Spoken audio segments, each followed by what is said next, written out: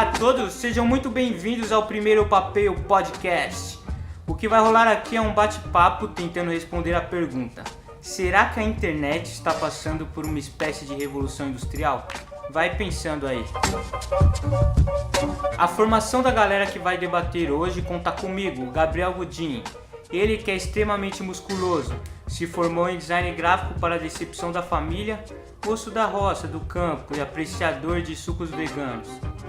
Temos também o grande Big, o cara que até a mãe chama ele pelo apelido, que tem um nome composto escroto, professor de física e que atualmente está à procura de uma namoradinha. Sou eu.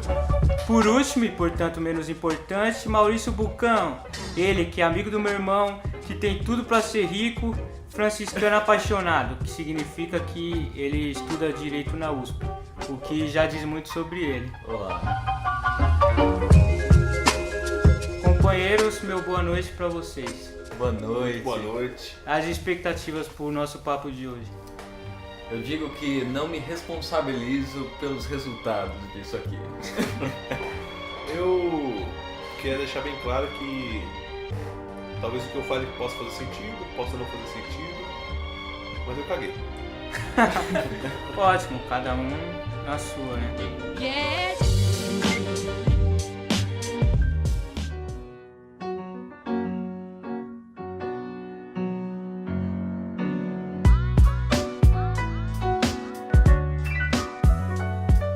Eu tava pensando esses dias aí sobre como tá mudando tanto esse lance dos algoritmos das redes sociais, porque a internet hoje em dia ela é o Google, né, que indexa os conteúdos, as páginas de conteúdo que as pessoas fazem, tipo sites aleatórios, que você nunca consegue chegar num site se não for o Google indexando por palavras-chave, né? A não ser que você tenha um endereço e você não tem condição de guardar tantos endereços e como esse endereço vai chegar em você, né? Então, o Google é forte por causa disso, ele é a maior plataforma que indexa essas coisas e tal. E a gente tem as redes sociais, que é mais usada do que o Google também, né? Que é tipo Instagram, Facebook e YouTube, que é super forte hoje em dia, super forte. E o WhatsApp, sim. E aí eu tava pensando sobre isso, porque eu vejo, né, acompanho os produtores de conteúdo e cada mudança que acontece nos algoritmos muda-se muito a forma como se produz o conteúdo, né? E os algoritmos são mudados para cada vez atrair mais as pessoas, para ter mais... antigamente no YouTube, por exemplo, que valorizava-se mais era a visualização, número de visualização. Hoje é likes, né? Não, depois veio likes. Hoje em dia, o que é mais importante não é o like, mas é a retenção, ou seja, quanto tempo aquele cara que foi pro seu vídeo permaneceu no seu vídeo e por quanto tempo ele ficou do seu vídeo depois que ele terminou de assistir o vídeo e continuou na plataforma, né? Tudo isso é para reter mais você ali, ver mais anúncios e aí a empresa vender mais publicidade, né? Eu acho muito interessante porque é um sistema que vai girando assim, né? Existe uma leitura de o que o público quer ver e aí essas grandes redes, essas grandes empresas modificam os algoritmos para os produtores de conteúdo se adequarem a uma forma que atraia mais pessoas para ficarem retidas naquela plataforma. E aí eu logo pensei assim na mesma coisa que no paralelo que aconteceu com os bens de consumo durante e pós-evolução industrial, né? Porque hoje em dia, como eu falei, o que importa muito é a retenção, né? E o que é muito valorizado nas redes sociais é a sua regularidade. E para você conseguir essa regularidade, automaticamente seu conteúdo tem que ser diluído, né? Ele começa a se padronizar, começa a se diluir para você conseguir produzir mais e constantemente. E isso daí é a mesma, tracei, né, o mesmo paralelo com o que aconteceu com os bens de consumo na Revolução Industrial. Então você tinha os bens que eram produzidos normalmente, tá? O cara vai vender o produto que satisfaz as necessidades daquele cara que tem a demanda, que quer o produto.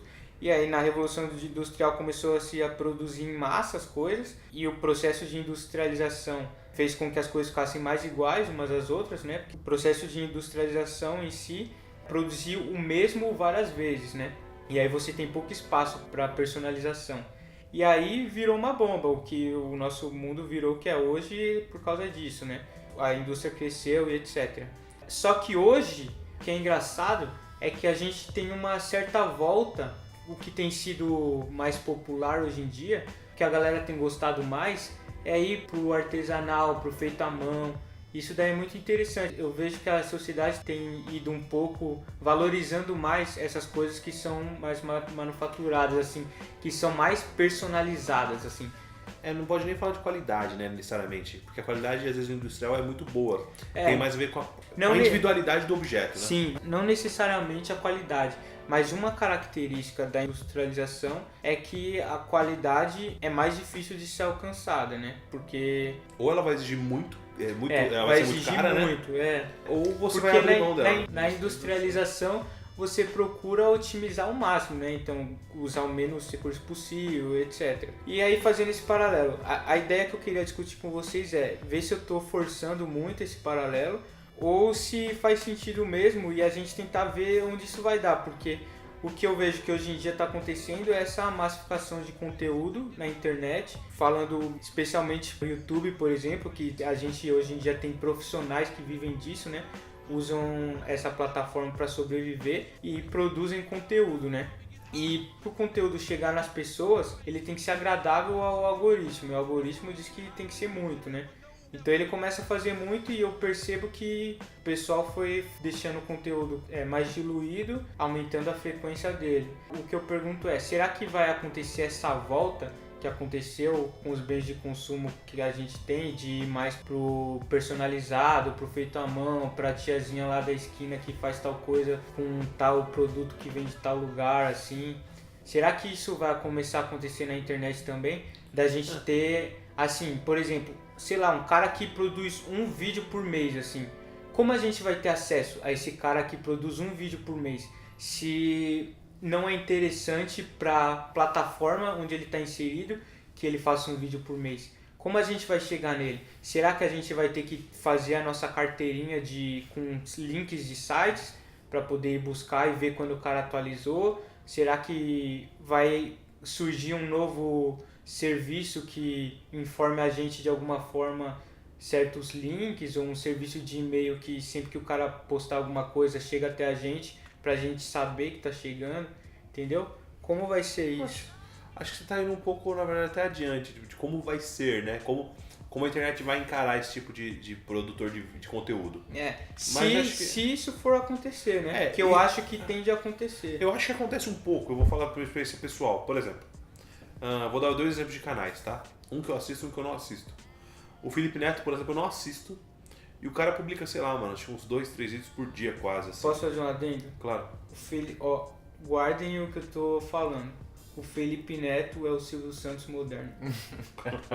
Daqui a um tempo vai voltar nisso daqui. Daqui a um tempo vai voltar nisso aqui e vocês vão ver que o Felipe Neto é o novo Silvio Santos, mano. Esse cara eu acho ele ridículo. Ele é ridículo, mas ele é um gênio dos negócios, mano. Nossa, esse cara, como ele consegue, cara? Esses dias eu fui no shopping e tinha uma criancinha com uma revista gigante. Quando eu fui ver, era um revistão lá do Felipe Neto. Mas o que... Não tem nem o que dizer, vai. Continua. Não, olha só. Esse maluco ele produz, sei lá, uns 2, 3 vídeos por dia, mano. É um absurdo. Tipo assim, não dá, uma pessoa que trabalha não dá pra acompanhar, é simples. É simples, começa por aí. Então por aí já é uma seleção natural aí de não é ouvinte, sei lá como é que chama, audiência, sei lá. De audiência. Aí olha só a diferença. E assim, são vídeos, não vou falar que a qualidade é ruim. Do ponto de vista de edição, edição boa. Porque, tecnicamente interessante. Agora do conteúdo, eu acho um conteúdo muito bosta. Sim. Olha só a diferença. Tem um outro youtuber que eu acho bem legal. E ele alcança milhões. Não, absurdo. Acho que o canal dele depois do Whindersson é o maior, né? Não, assim. mas ele é muito maior. Por isso que eu tô falando, cara, hoje em dia não importa muito. Não, mas olha onde eu quero. Hoje em dia não importa muito. O Whindersson, por exemplo, o lance dele não é mais o YouTube. Felipe Neto tem um super engajamento. Ou seja, o que ele faz lá, as pessoas consomem e vivenciam aquilo. Do ponto de vista de plataforma, o Felipe Neto é mais bem sucedido. Eu acho que talvez. Acho que não tem nenhum maior que ele atualmente. Não, mas olha onde eu quero chegar. Tem um outro produtor de conteúdo também, que tem o canal Selbit, por exemplo. Mano, o Selbit deve postar, sem brincadeira, acho que um vídeo a cada mês, assim, 1 por mês. No máximo 2 por mês. Ele é bem lento, assim.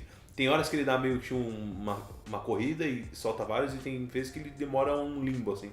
Só que, assim, é uma coisa que eu tenho certeza. Quando aparece um vídeo dele no meu feed, é porque é coisa boa, mano. Pelo menos pra mim, né? Porque eu gosto. Então isso já acontece, eu já tô falando num caso pessoal que já acontece isso. Meio que uma seleção por coisas que podem ser até mais demoradas, mas que eu tenho certeza, eu tenho garantia de que o conteúdo é legal. Sim, mas só que essa é a questão, não vai chegar no seu feed, entendeu?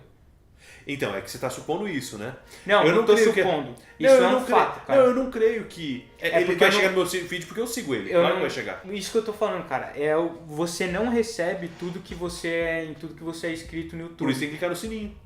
Nem no sininho também. Bem, aqui comigo funciona, não sei. Então, mas existe outro porém. Você é um público provavelmente diferente. Em quantos canais você tá inscrito? Ah, não sei, cara. Não deve ser muitos canais pra você chegar a tudo que você é inscrito, entendeu? Eu entendi. O que você tá falando é que tipo, porque a tendência hoje, existe tanta oferta, que é muito difícil selecionar o que vem pra você ou não. Que nem antes. Por que eu acho que o Facebook ficou muito chato? Porque o que eu seguia, as páginas de artistas, ilustradores e tal, lá que eu seguia, não chega mais pra mim. Os caras têm que pagar pra poder aparecer. E aí, imagine se chegasse tudo, os conteúdos dos seus amigos, porque, cara... Ia ficar atolado, né? Você não ia ter condição de ver. Então, pra você poder ficar olhando, a plataforma tenta selecionar o que é mais interessante. E são esses critérios que tornam a coisa mais interessante pra ela, né? Por exemplo... Texto é menos interessante para a plataforma do que foto, porque foto chama mais a atenção das pessoas. Então, quando tem uma foto, vai aparecer, você posta um texto com uma foto no Facebook, vai aparecer para mais pessoas do que se você só postar um texto. Se você postar um vídeo, vai aparecer para mais pessoas do que se você postar uma foto ou um texto, entendeu? Porque é mais interessante, porque tem mais pessoas. Então, é essa a linguagem da plataforma, entendeu? Que influencia. Eu acho que tem duas coisas aí. Primeiro, a massificação e a individualização não são coisas necessariamente paradoxais. Estou lembrando aqui de que Lévi-Strauss fala, com base na análise de sociedades indígenas, né? Que as nossas sociedades são massificadas e a massificação tem uma coisa importantíssima que é a divisão do trabalho.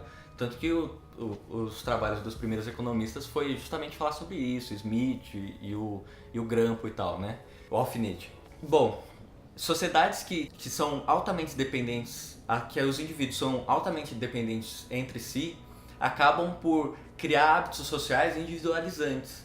Então, nenhum de nós pode ter um lápis que é produto do trabalho de uma só pessoa. A madeira vem de um lugar, o grafite vem de outro. Sim, a gente é muito dependente de toda uma estrutura, né? Exato. E isso faz com que a nossa sociedade seja cada vez mais individualizante. Enquanto uma sociedade indígena, que se você tirar o cara do meio da aldeia dele e jogar no meio da floresta, ele consegue fazer a própria cabana, ele consegue cortar árvore, consegue pescar, o cara consegue viver sozinho, mas eles, por causa disso, desenvolvem hábitos sociais altamente comunitários. E é exatamente isso. Na massificação dos produtos da internet, acaba tendo também uma demanda por produtos que sejam personalizáveis. Mas como você vê isso hoje em dia na internet? Esse é o negócio, assim, é o que aconteceu com o mercado, do fato de que as pessoas antes compravam tudo igual e agora há uma demanda até por produtos industriais que sejam personalizáveis. Sim, que é justamente esse ponto que eu estava tocando. Exato. Começou numa padronização e a gente tende para individualizar. Eu acredito que a gente na internet agora está rumando para essa padronização absurda, que a gente não chegou ainda no absurdo. A exemplo do YouTube que a gente está citando. Os grandes canais que a gente vê hoje são canais de pessoas que começaram não querendo serem grandes canais, porque eles meio que fundaram o que é hoje, o que existe hoje. Então é porque o cara gostava muito de uma coisa e tal, que é como antes da Revolução Industrial, fazendo esse paralelo, entre aspas, né? E agora a gente está num momento onde que isso virou mercado, assim, dá para ganhar dinheiro com isso. E esse ponto que eu levantei, a internet, que é Google e redes sociais, ela te leva a essa padronização hoje, entendeu? Só que a gente sabe que a internet não é só isso, ela é uma ferramenta que abrange muita coisa e permite que a gente faça muita coisa. Mas a gente só consegue chegar nas pessoas, esse é meu ponto, se a gente usar essa internet que todo mundo usa, que são as redes sociais, e elas têm os algoritmos delas. Então, por isso que eu acho que a gente está vivendo essa revolução industrial na internet de conteúdo. O conteúdo está cada vez virando mais parecido uns com os outros, porque você tem que criar muito, né? você tem as suas referências e tal. Você não pode, por exemplo, entregar o ouro todo em um vídeo. Que o maior exemplo disso são os gamers, né? Por que ele vai fazer um highlight assim dos melhores momentos do jogo se ele pode fazer 10 vídeos de 1 hora jogando o jogo? Pois então, e aí o vídeo perde-se o conteúdo, entendeu? Perde-se tanto valor. E aí eu penso assim, eu acho que isso é uma tendência natural e vai ficar cada vez mais complicado na internet. Mas como a gente poderia, driblar isso, entendeu? Como seria o futuro disso? Porque eu acho que as pessoas uma hora vão cansar. Uma hora vai se destacar o que fizer diferente. Só que como esse cara vai fazer diferente?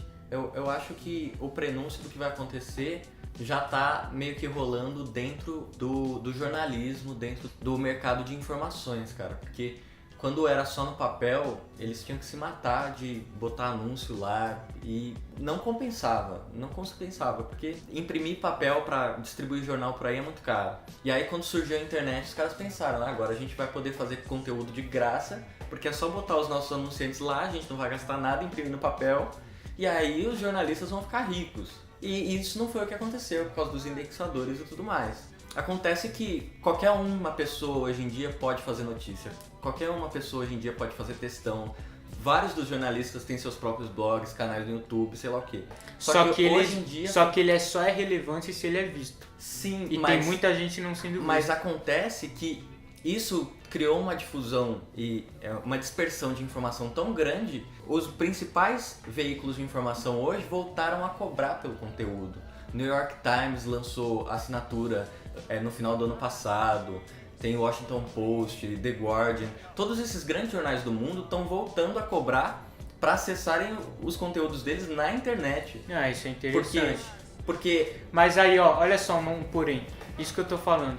Só que aí você depende de uma estrutura grande, entendeu? É uma empresa. Sim. Não é mais o cidadão, aquela democracia que a gente fala de que qualquer um produz o conteúdo. Não é mais assim, entendeu?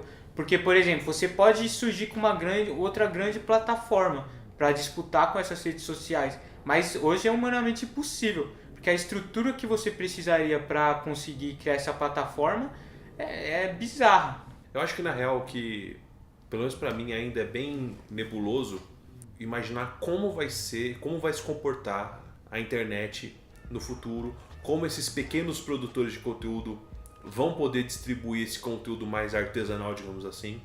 E conseguir chegar nas pessoas. Eu não sei se o YouTube vai ser a plataforma mais utilizada no futuro. Eu não sei, é muito nebuloso porque assim, são palpites cegos, assim. Que eu acho que é difícil de derrubar essas que estão. Eu também acho, então, mas eu falava isso no Orkut, por exemplo. Mas o nível de investimento que tem que chegar é que o Google comeu bola, né, com Sim, o Orkut. é que... Porque ele permitiu que o Facebook fosse crescendo aos poucos. O Facebook, você viu, começou o Snapchat a vingar, ele destruiu o Snapchat. Não conseguiu comprar, ele limitou. Simplesmente... Em todas as suas plataformas, né? No WhatsApp, no Instagram e no Facebook. E aí, foi processado? Foi processado. Mas eles têm um nível tão grande de grana que tudo bem, ele quebrou o Snapchat. Aí depois ele paga uma bolada, mas ele quebrou. A ideia, na real, eu acho que a gente pode fazer analogias até certo ponto. Agora, como isso vai se dar, realmente a gente vai ter que esperar pra ver. Isentão, né? Comentário coxinha. Não tem o que falar, não sei. Não, mas a gente pode prever, porque a ideia de prever é porque alguém vai fazer. E quem começar a fazer vai se destacar. Eu quero ser esse cara. Então, essa é a ideia, a gente ser esse cara, entendeu?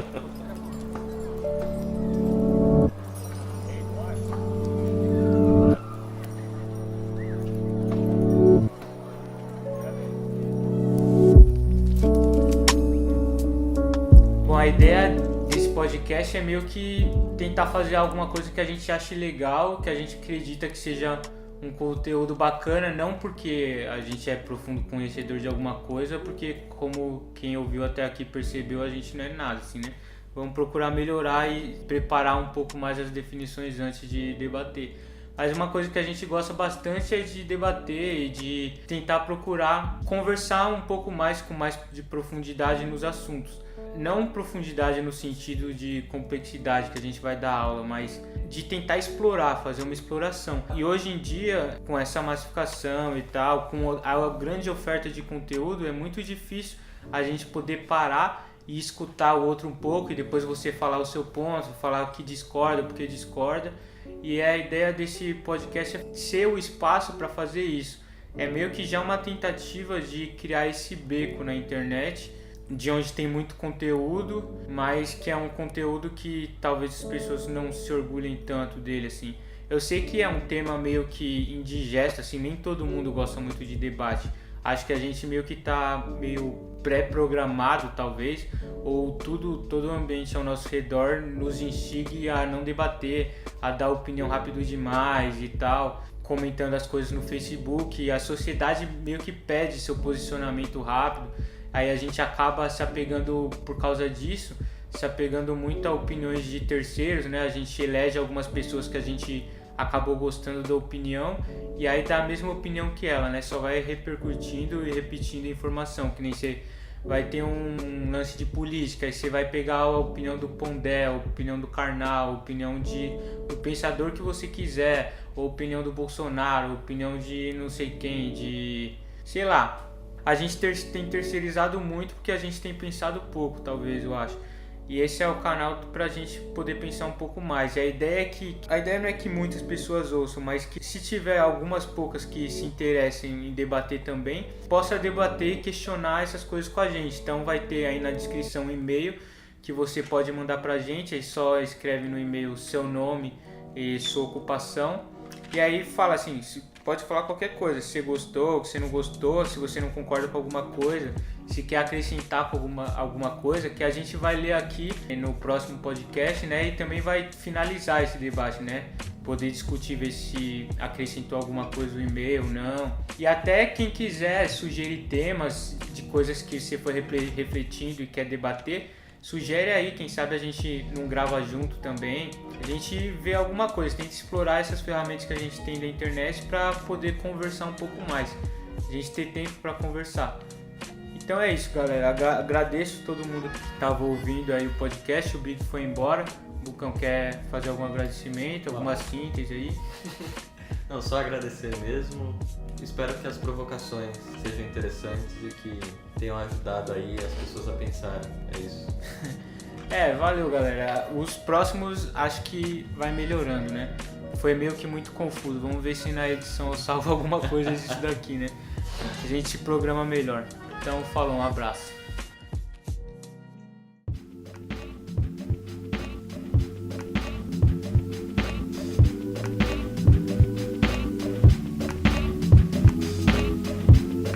Ou você vai abrir mão dela.